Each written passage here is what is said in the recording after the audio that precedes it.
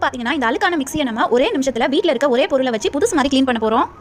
Clean பண்ணுறதுக்காக நான் இன்றைக்கி கோல்கேட் பேஸ்ட் தான் எடுத்துருக்கேன். நீங்கள் எந்த பிராண்ட் பேஸ்ட் எடுத்துக்கிட்டாலும் ஓகே தான். இந்த மாதிரி ரொம்பவே கம்மியான பேஸ்ட் எடுத்துக்கோங்க. இப்போ இந்த பேஸ்ட் கூட நம்ம கொஞ்சமாக தண்ணி ஆட் பண்ணி அது ஒரு லிக்விட் மாதிரி நல்லா மிக்ஸ் பண்ணிக்கலாம். பாருங்க, ரொம்பவே எஃபெக்டிவான க்ளீனிங் சொல்யூஷன் ரெடி ஆயிடுச்சு. இப்போ உங்கள் வீட்டில் இருக்க ஒரு பழைய பிரஷ் எடுத்துக்கோங்க. அந்த பிரஷை வச்சு நீங்கள் இந்த சொல்யூஷனை தொட்டு உங்கள் மிக்ஸி ஜார் ஃபுல்லாக இந்த மாதிரி நல்லா ரப் பண்ணிட்டே வாங்க. ஒரு இடம் கூட விடாமல் எல்லா இடத்துலையும் நல்லா ரப் பண்ணி விடுங்க. மேக்ஸிமம் மிக்ஸியில் பார்த்தீங்கன்னா நம்ம அரைக்கிற ஃபுட் ஐட்டம்ஸ் இருந்ததுனால அங்கங்கே கரை ஒட்டிக்கிட்டு இருக்கும். நம்ம ரெடி பண்ணினா இந்த பேஸ்ட் சொல்யூஷன் வந்து எல்லா விதமான கரையையும் ரொம்பவே ஈஸியாக ரிமூவ் பண்ணிடும். மிக்ஸி ஃபுல்லாக பேஸ்ட்டை வச்சு ரப் பண்ணதுக்கு அப்புறமா இந்த மாதிரி ஒரு ஈர துணி எடுத்துக்கோங்க. இந்த ஈர துணியை வச்சு நீங்கள் மிக்ஸியை ஒரு வாட்டி ஃபுல்லாக நல்லா தொடச்சு விட்டுருங்க. அப்போ தான் அந்த பேஸ்ட் சொல்யூஷன் எல்லாமே ரிமூவ் ஆகி வரும். நம்ம டூத் பிரஷ் யூஸ் பண்ணினதுனால மிக்ஸி இடுக்குல இருக்க அழுக்கு கூட ரொம்பவே ஈஸியாக நமக்கு இப்போ க்ளீன் ஆயிருச்சு. நம்ம மிக்ஸியோட கேபிளையும் இந்த மாதிரி ஈர துணி வச்சு தொடச்சு விட்டுட்டோம்னா அந்த கேபிள் ஏதாவது அழுக்கு ஒட்டிட்டு இருந்தா கூட அதுவும் ஈஸியாக ரிமூவ் ஆயிடும். ஈர துணி வச்சு தொடச்சதுக்கு அப்புறமா இந்த மாதிரி ஒரு ட்ரையான துணியை வச்சு திரும்பவும் மிக்ஸியை தொடச்சு விட்டுட்டீங்கன்னா போதும். உங்களோட மிக்ஸி வந்து புதுசு மாதிரி ரொம்பவே க்ளீனாக மாறிடும். க்ளீன் பண்ணுறதுக்கு உங்களுக்கு ரொம்ப நேரம்லாம் கூட எடுக்காது. ரொம்பவே சீக்கிரத்தில் க்ளீன் பண்ணிடுவீங்க. க்ளீன் பண்ணதுக்கு அப்புறமா பாருங்க, நம்மளோட மிக்ஸியில் எந்த கரையும் இல்லாமல் பார்க்கறதுக்கே புதுசு மாதிரி ரொம்பவே ஷைனிங்காக இருக்கு.